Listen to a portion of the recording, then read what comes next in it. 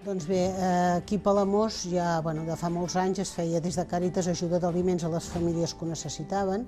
El que passa que es feia amb el sistema antic d'una bossa d'aliments a cada família un cop al mes. El 2009 es comença a veure, ja entrada la crisi, es comença a veure que amb això no n'hi ha prou i en aquell moment, amb la implicació també de l'Ajuntament, és quan comença a néixer la idea de tenir l'espai d'aliments tal com és ara. Clar, el banc d'aliment, la funció que té és evitar el malbaratament dels aliments. Va començar el 2010 com a voluntari estable.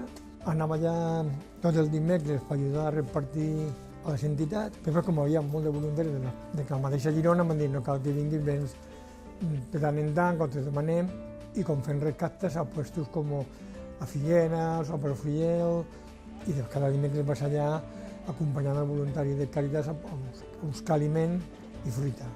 Vamos a buscar la fruta al Banco de Alimentos de Gerona, la traemos, la metemos a la cámara de frío para que se conserve, cogemos, repostamos las estanterías con el encargado de bodega, la ponemos bien, vemos los productos que están a fecha para que salgan primero y lo que no, pues los que están caducados los apartamos para su reciclaje. Venim, descarguem, allà si anem al barat comprovem si hi ha una cosa, doncs això no cal que tenim molt, que ha arribat del FEGA o ha arribat del recapte que hem fet fa pocs dies. La fruita i la verdura i la resta de productes es fa segons el percentatge de beneficiaris que tens. Hi ha uns càlculs, com les entitats banc d'aliments saben el beneficiari que té cada entitat, hem proposat que aquests beneficiaris donen fruita i verdura i la resta de productes. En aquests moments estem atenent en quant a beneficiaris, o sigui, persones serien unes 800 persones, ara en aquests moments, que venen a ser a la ratlla d'unes 200 famílies, 180 o així més o menys. Tinguent en compte que es fa durant l'any en pujades i baixades.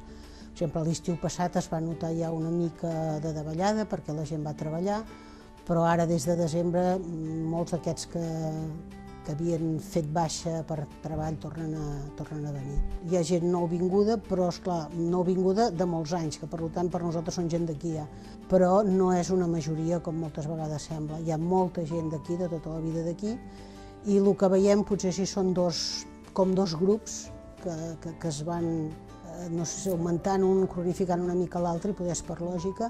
Un és un grup de gent gran, de més de 50 i pocs, que ha estat treballant molts anys, però que ara ja en porta uns quants anys a treballar i que difícilment trobarà feina. I l'altre és de gent jove que, malgrat treballen, el veiem, no arriben, sobretot mares amb fills a càrrec. En un principi, quan entra la crisi, quan comença a baixar tot, la gent què fa? Doncs tira mà del que té més proper. La gent que estava aquí tenia una família, tenia uns amics, potser ja tenia una casa en propietat i tira mà d'això, però al cap de 3 o 4 anys això s'acaba i després és quan comença a veure-se molt aquest canvi.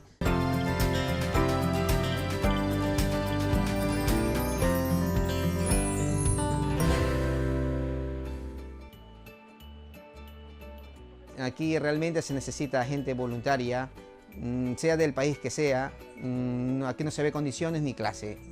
Para venir aquí tienes que tener dispuesto el corazón y más que todo un poco de tiempo. El tiempo que tengas, pues tienes que, si tienes un buen tiempo, colaborar con la gente que necesita y así también ayudar a la gente que está aquí porque se necesita realmente gente aquí. Això funciona amb voluntaris. Només en el servei d'aliments en aquests moments són 15 voluntaris.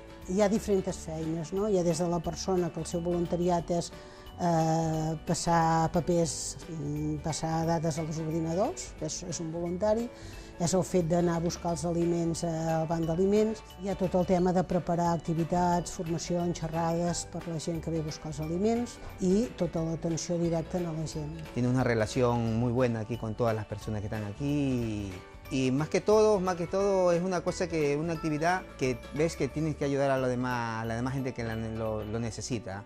Ser voluntario nomás es escoger y venir aquí a hacer las cosas y no. Es escoger, agradarle a la gente, verle a la gente lo que realmente necesita. Tota la gent que ve abans de passar per aquí va a serveis socials els hi fa una derivació. El dia que ve la gent a buscar els aliments, que aquí és el dijous i el divendres, doncs és el dia que hi ha més voluntaris aquí, perquè esclar, cada persona que ve a buscar aliments és comprovar que les fitxes, que tot estigui correcte, després hi ha un voluntari que els acompanya per anar fent la seva compra, o sigui, cada persona quan entra segons el nombre de família que són, té un nombre de punts i aquest punt seria una mica com la seva moneda de canvi. A veure, la sensació és que tots plegats estem com una mica desesperats, tenint en compte que l'esperança no l'hem de perdre mai, no? Però sí que és veritat que és una situació que és molt llarga i que la gent perd una mica. Per altra banda, la majoria de gent pensem que se sent bé, molts ho viuen, no? I sobretot valorem que es deu sentir bé la gent perquè no hi sol haver follons. La gent ve, a vegades hi haurà algú que s'enfada per alguna cosa, però normalment la gent és supercorrecta, bé contenta, ens explica coses, vull dir que l'ambient que es crea és bo, per tant vol dir que la gent s'hi deu sentir bé.